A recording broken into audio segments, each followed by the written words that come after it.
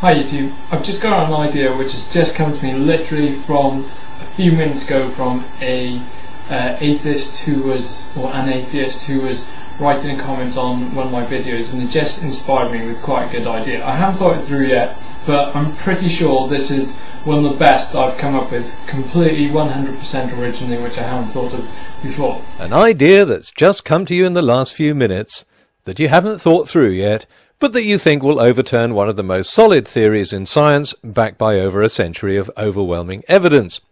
Well, what could possibly go wrong? I want you to go straight back to the very beginning with the primordial soup. Primordial soup? That we supposedly come from.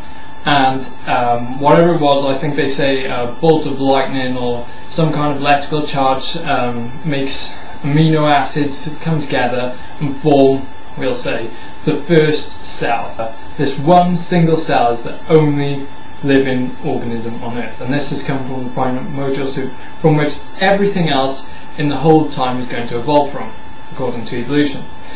Now the problem is this. Wait, before you go on to tell us what the problem is, let me suggest to you what the problem is. The problem is you haven't bothered to find out what researchers have discovered about the origin of life on Earth, or what they're postulating might have happened.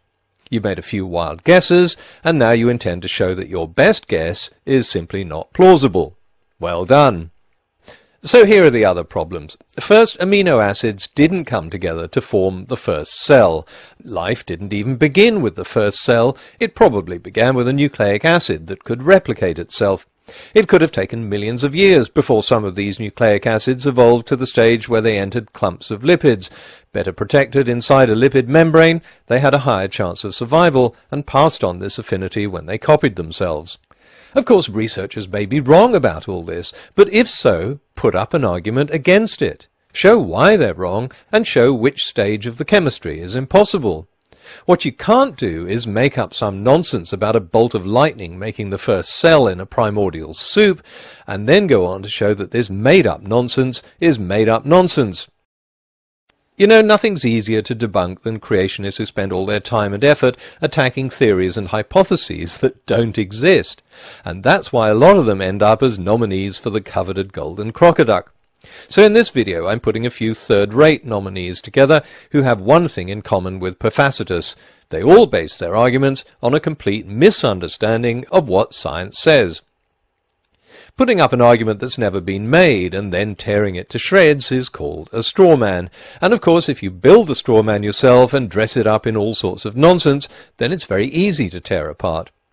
Evolution, it's the greatest lie, hands down, ever hoisted upon mankind. The second law of thermodynamics contradicts the very premise of evolution. Ooh, tell us, what is this second law of thermodynamics of which you speak? The second law says that the whole universe is running down into complete disorder. Well, this wasn't the second law of thermodynamics as I was taught it, but maybe it's changed since I went to school.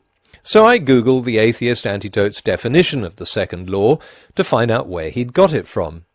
No prizes for guessing. The definition comes from an article by a creationist, Henry Morris, on a creationist website. Let's read the relevant extract from Morris's article. The evolutionist assumes that the whole universe has evolved upward from a single primeval particle to human beings. Shh, I'm trying to read. But the second law, one of the best proved laws of science, says that... Wait a minute. Best-tested laws in science.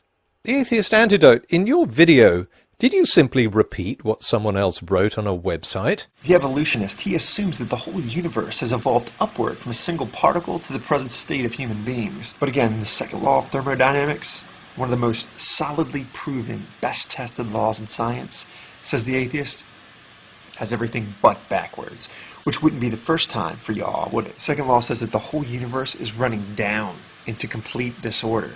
Yes, apparently you did. You've embellished it with a few choice words of your own, but essentially your rant is just copied from Morris and passed off as your own work. Not only that, but in repeating what another creationist wrote without bothering to check it, you get the definition of the second law of thermodynamics completely wrong. Now, there really is no definitive version of the second law, so wording does vary. But no one, apart from creationists, has ever defined the second law as the whole universe running down into complete disorder. After all, we only need to look around us to see that that isn't the case. Plant a sunflower seed and it grows into a flower that can turn to face the sun. When water evaporates and rises haphazardly into the atmosphere, it turns into exquisitely ordered snowflakes. Volcanic explosions, the very definition of chaos and disorder, can produce beautiful crystal geodes. So given that we can see this happening all around us all the time, who in their right minds would devise a law that says none of this is happening? And why in 100 years of science hasn't anyone spotted that the law doesn't conform to reality? The answer is either that scientists are all stupid, or that the atheist antidote, copying straight from Henry Morris, got the definition wrong. In fact, reality complies very nicely with the second law of thermodynamics, which says there's a tendency towards disorder in a closed system. And evolution complies very nicely also on two counts. First, there is a tendency towards disorder in the universe, because the brief period life exists on Earth before our planet is consumed by an expanding and dying sun won't affect that tendency towards disorder at all. Secondly, the Earth receives energy from the sun, so it isn't a closed system. What evolution that Charles Darwin was talking about, in fact, Charles Darwin very carefully avoided the word.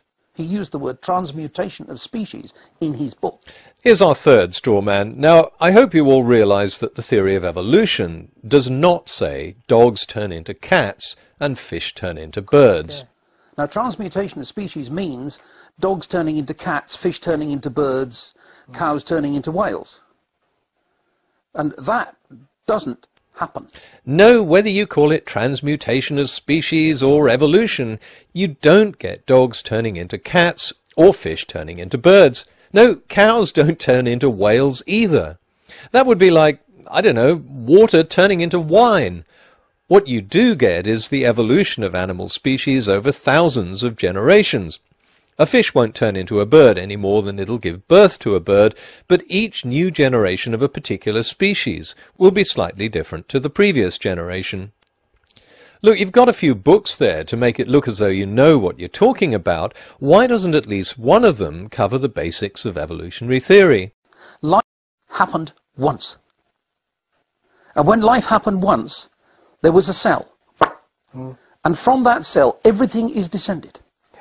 That means that you are personally related to a banana. Yes, you could certainly say that. It means you're related to a cabbage. Also correct. It means you're related to a Bactrian camel. So what? And a bacterium. What's your point? I mean,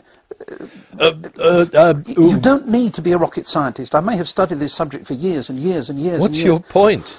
But you don't. The actual things that knock down evolution as a theory are so simple. Then what are they? You see, one of the main rules of science has got a very complicated name. It's called the law of thermodynamics. Oh, okay, this is where we came in. So to summarize your main argument, if evolution is true, then we all evolved from simple bacteria, so all life on Earth is related, and this is not possible because of... and then the argument goes on, you don't have to be a rocket scientist, and the thing is, the law of thermodynamics. But before I wind up this year's nominees for the 2011 Golden Crocoduck, I just have one more to add. John Pendleton has been nominated a couple of times before, and someone nominated him again for this video. I didn't think anything of it until I came to this breathtaking breach of the 9th commandment that left me just speechless. Now, Loch Ness is located in Scotland, England. Sorry, but as someone who's descended from both Anglo-Saxons and Scottish Highlanders, I find this appalling on so many levels. That's right, Mike, I couldn't have said it better myself. Sadly, this particular breach of the 9th commandment isn't so much to further the creationist cause as the cause of geographical ignorance, so it doesn't qualify for a coveted Golden Crocoduck. But Perfacetus, The Atheist Antidote, and Mike's Story are all contenders